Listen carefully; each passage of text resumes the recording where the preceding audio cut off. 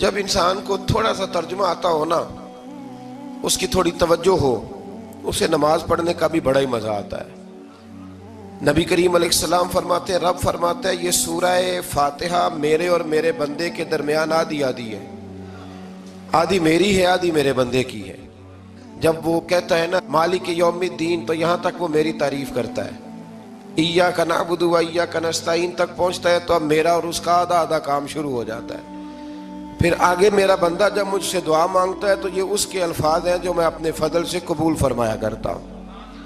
تو ارشاد فرمایا تمام تعریفیں اللہ کے لیے جو تمام جہانوں کا پالنے والا ہے، الرحمن الرحیم، بڑا ہی مہربان ہے نہایت۔ یہ رحمان مبالغے کا صیغہ ہے، یعنی اتنا رحم کرنے والا کہ جتنا کوئی اور رحم نہ کر سکے، اس لیے اللہ ہی رحمان ہو سکتا ہے، بندہ کوئی رحمان نہیں ہو سکتا۔ بندے کو رحیم کہا جا سکتا ہے، نبی پاک رحیم ہے لیکن رحمان نہیں ہے، اس لیے کسی بھی انسان کا نام رحمان نہیں ہو سکتا۔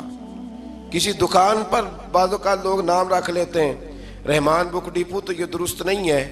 بندے کا نام رحمان نہیں ہو سکتا، عبد الرحمان، اس لیے کہ یہ لفظ رحمان خدا کے علاوہ کسی اور کے لیے بولنا درست نہیں ہے۔ پھر ارشاد فرمایا مالک یوم الدین، اللہ مالک ہے قیامت کے دن کا۔ تو یا اللہ آج کے دن کا مالک بھی تو ہی ہے، آج جو یکم رمضان مبارک ہے تو اس دن کا مالک بھی اللہ ہی ہے۔ تو یہ جو خاص کر کہا مالک یوم الدین، اس کا معنی یہ ہے کہ یہاں کچھ لوگ عارضی طور بھی تو بعض چیزوں کے مالک ہیں نا، یہ زمین میری ہے، یہ گھڑی میری ہے، یہ گھر میرا ہے، یہ بچے میرے ہیں، عارضی طور پر بھی تو لوگ مالک ہیں، لیکن قیامت کے دن عارضی طور پر بھی کوئی مالک نہیں ہوگا۔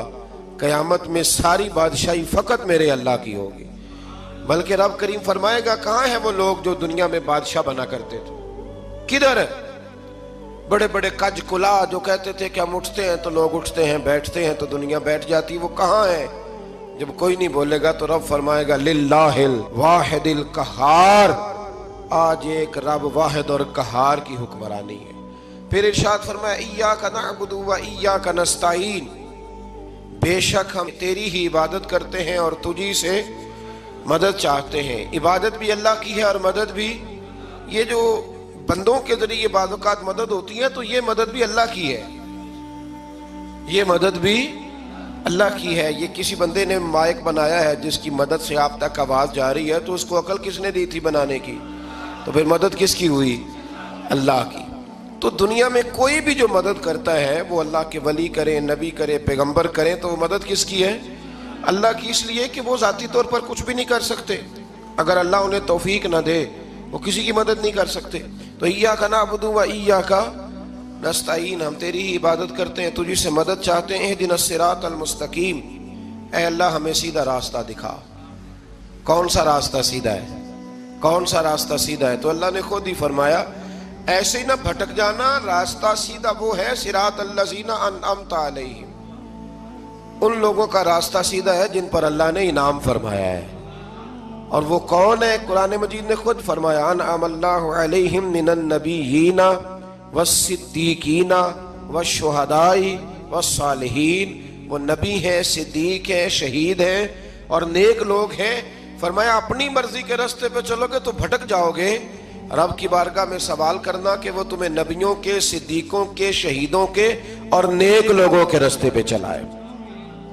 غیر المغضوب علیہم ولا الضالین، نہ ان لوگوں کے راستے پہ چلا جن پر تیرا غضب ہوا، اور نہ ان کے راستے پہ چلا جن پر تو ناراض ہوا، جنہیں تو نے گمراہ کیا، ان لوگوں کے راستے پہ نہ چلا، بلکہ ان لوگوں کے راستے پہ چلا جن پر تیرا انعام ہوا۔ یہ جو لوگ ہیں نا مغضوب علیہم ولا الضالین، ایک گروہ یہودیوں کا ہے اور ایک عیسائیوں کا ہے۔ کہا جا رہا ہے یا اللہ نہ یہودیوں کے راستے پہ چلا اور نہ عیسائیوں کے راستے پہ چلا، ہمیں تو ابو بکر صدیق کے راستے پہ چلا، ہمیں تو عمر فاروق کے راستے پہ چلا، عثمان غنی، مولا علی اور جناب ابو ہریرہ کے راستے پہ چلا۔ اب یہ سورہ فاتحہ کا تو میں نے مکمل ترجمہ عرض کیا۔ سورہ بقرہ یہ قرآن مجید کی سب سے بڑی سورہ ہے۔ ایک حدیث اس کی فضیلت پہ سن لیں۔ نبی کریم علیہ السلام نے فرمایا جس گھر میں سورۃ بقرہ پڑھی جائے نا، فرمایا جن کیا وہاں سے تو شیطان بھی بھاگ جاتا ہے۔ سورہ بقرہ گھروں میں پڑھیں. یہ سب سے بڑا تعویذ ہے اگر گھر میں جنات ہوں، کوئی آسیب ہوں. اور یہ وہ والا تعویذ ہے جو مدینے والے رسول نے عطا فرمایا ہے. یہ سب سے بڑی سورہ ہے. مفسرین فرماتے ہیں اگر کوئی استدلال کی قوت رکھتا ہو تو ایک 100 چیز کا اللہ نے حکم دیا ہے.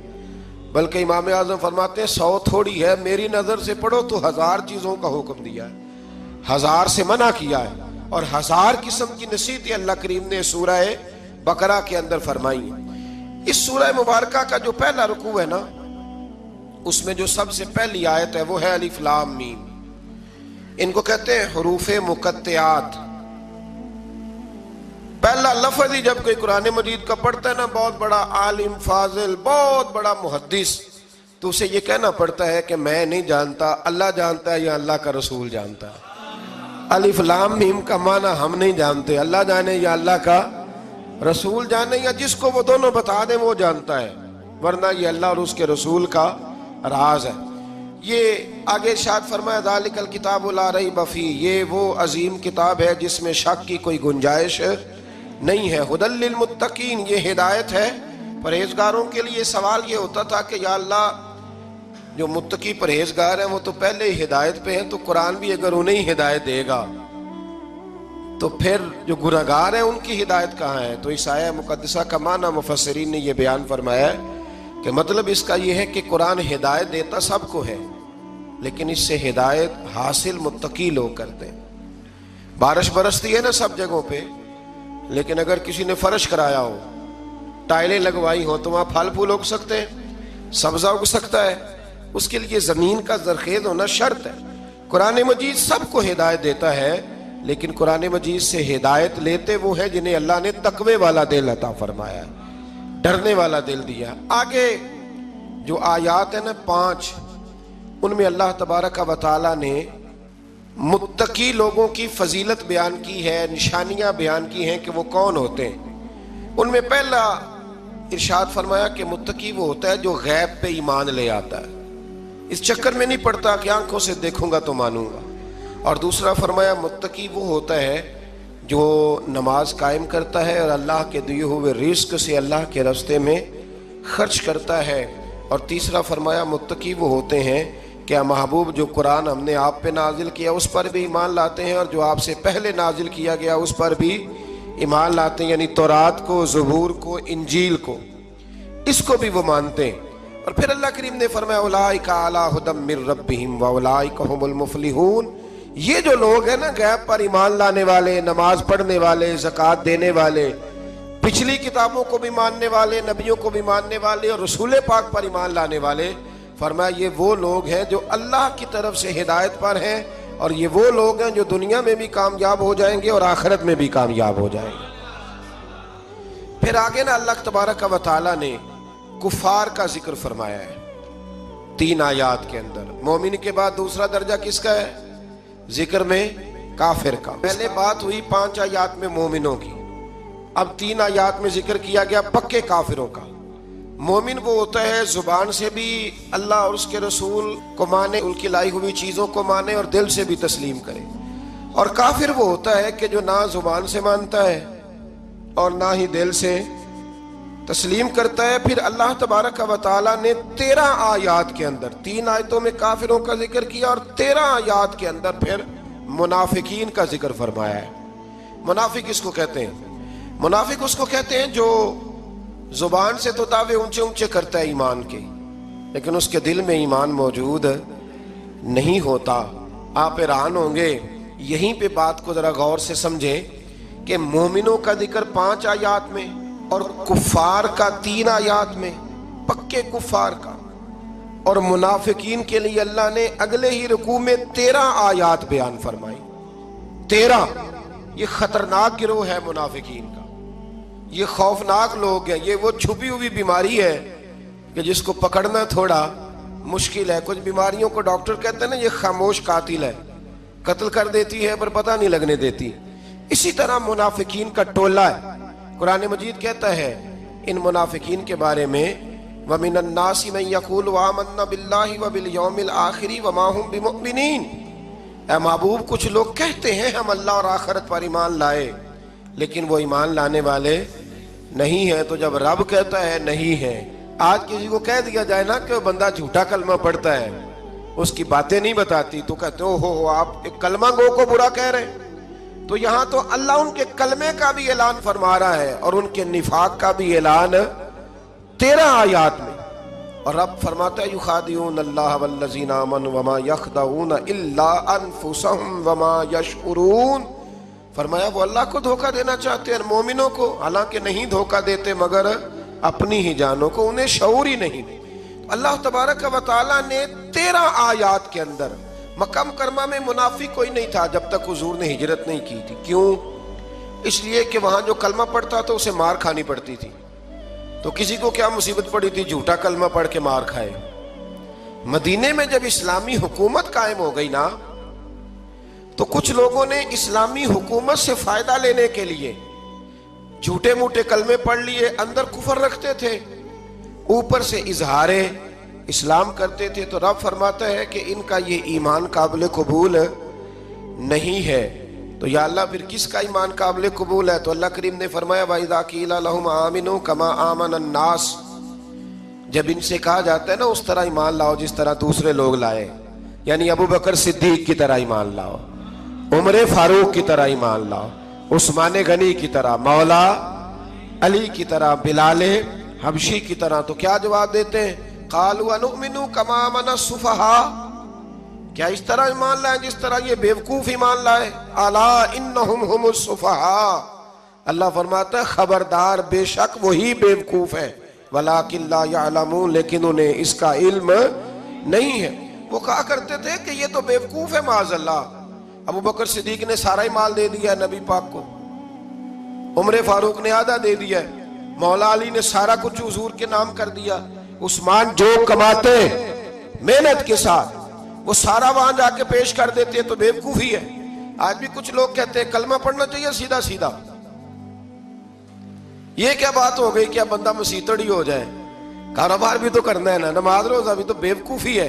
اللہ جواب دیتا ہے، فرمایا الا انہم هم السفہاء، خبردار بیوقوف تو تم ہو کہ میرے محبوب کی شریعت کا، دین کا، روحانیت کا سورج چمک رہا ہے اور تم نے فیض ہی کوئی نہیں حاصل کیا۔ تو میرے بھائیوں، صحابہ کا ایمان وہ ایمان ہے، اہل بیت نبوت کا وہ ایمان ہے کہ اللہ کو ایمان بھی وہ والا پسند ہے جو حضور کے غلاموں جیسا ایمان ہو۔ اللہ تبارک و تعالیٰ نے منافقین کا ذکر فرمایا، تو پھر اللہ کریم نے فرمایا یہ تو وہ بیوقوف لوگ ہیں اس آدمی کی طرح جو آگ جب پوری جلا لیتا ہے نا روشنی پھیل جاتی ہے تو پھر اللہ اس کا نور لے جاتا ہے۔ انہوں نے بھی چلاکیاں کر کے تھوڑا سا ماحول بنایا تھا تو اللہ نے ان کے سارے پردے کھول دیے، ان کے پاس کچھ باقی بچا، ان کے پردے کھول گئے۔ رسول کریم علیہ السلام کی بارگاہ میں نا ایک دن ان منافقین نے شرارت کر دی۔ منافقین نے شرارت کیا کی؟ جب حضور صلی اللہ علیہ وسلم نے فرمایا نا پوچھو جو پوچھنا ہے، تو امام راضی کہتے ہیں یہ پیچھے نمازیں پڑھتے تھے، یہ 313 تھے حضور کے پیچھے۔ اگر مدینے میں رہ کے منافق ہو سکتے ہیں تو باقی ملکوں میں بھی تو ہو ہی سکتے ہیں نا جی۔ حضور کے پیچھے نمازیں پڑھتے تھے تو ایک دن کہنے لگے جی یہ کہتے ہیں جو مرضی پوچھو تو ہم پیچھے نمازیں پڑھتے ہیں، ہمارا انہیں پتہ نہیں۔ جب یہ اعتراض کیا نا حضور کے علم پر، آپ سمجھ لیں کہ حضور کے علم پر اعتراض کرنا طریقہ کس کا ہے؟ طریقہ کس کا ہے حضور کے علم مبارک پر اعتراض کرنا؟